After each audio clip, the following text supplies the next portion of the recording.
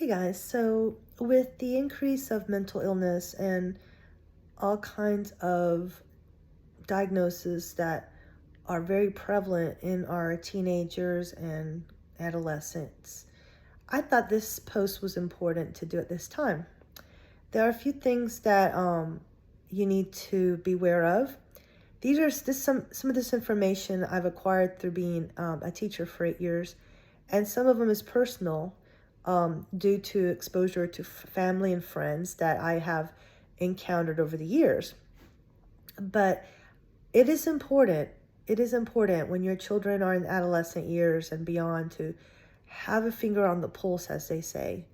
I did a post a while back about the importance of, well, basically what is considered normal in a teenager, right? And the importance of helping our teenagers by giving them, trying to avoid doing too much criticism and doing a lot of positive feedback. Well, the problem with that is that no matter how much you love your children, no matter how much you tell them they're beautiful and how smart they are, it's coming from you as a parent, and they think that you're saying it because you have to. I mean, that's just human nature. And so I think that it's important to keep an eye on certain things, and that's what this post is about. The number one thing that I feel like has increased in the 8 years that I taught was the rates of depression.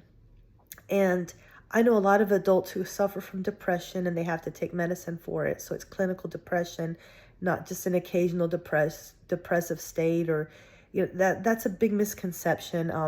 It's not something they can snap out of. It's a chronic illness, something that you will have for the rest of your life.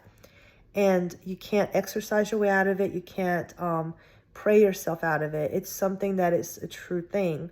And I want to stress that because there's way too many people that think that, well, if you're living your life right and if you're doing everything you're supposed to do, you won't be depressed. And that is just not true. Now, things to look out for in depression are basically if they are isolating themselves from family, friends, and things that they enjoy. If you have a child who is normally involved in sports or extracurricular activities and all of a sudden they don't want to do it, you want to look into that. They just want to, kind of just stay as a recluse in their room. They want a lot of isolation. They are not engaged when once they were. That one's a hard one because as teenagers, they tend to become less engaged with you. They're going to share less and less. They want a lot more privacy. There's a lot more they share with their own friends, versus parents.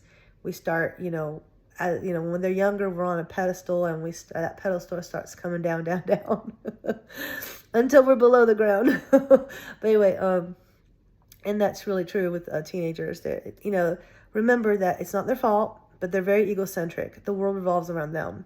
That's why they're so self-conscious about a pimple. That's why they're so self-conscious about speaking in public, or in a group setting.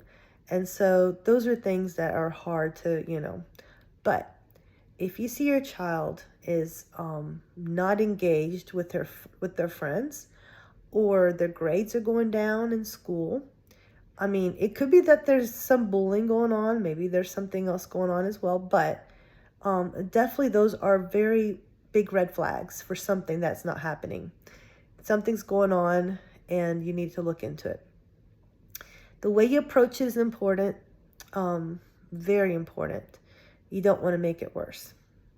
And so if you have a sibling that has a good connection with your child, that's a great way to do it too. You can always go to that sibling and say, have you noticed if your brother or sister is acting different, and just maybe talk to them as well.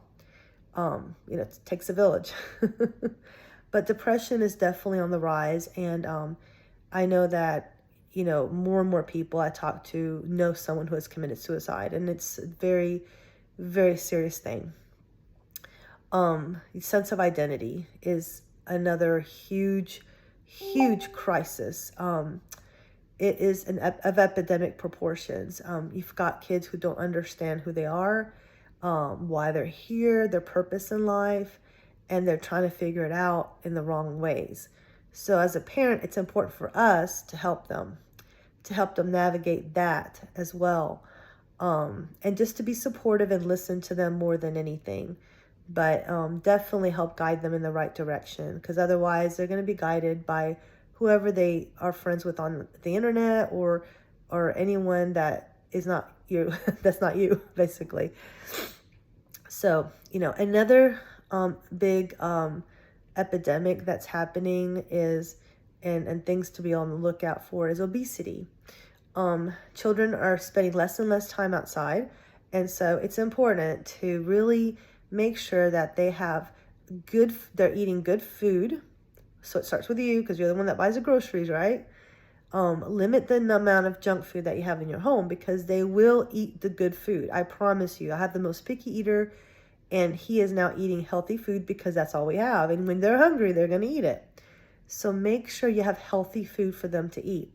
And then exercise. There's ways of helping them to exercise without them even realizing it. They can help you with yard work. They can help with housework. They can help you go on an errand. Even asking them to walk with you. If you go on a walk, say, hey, can you come walk with me?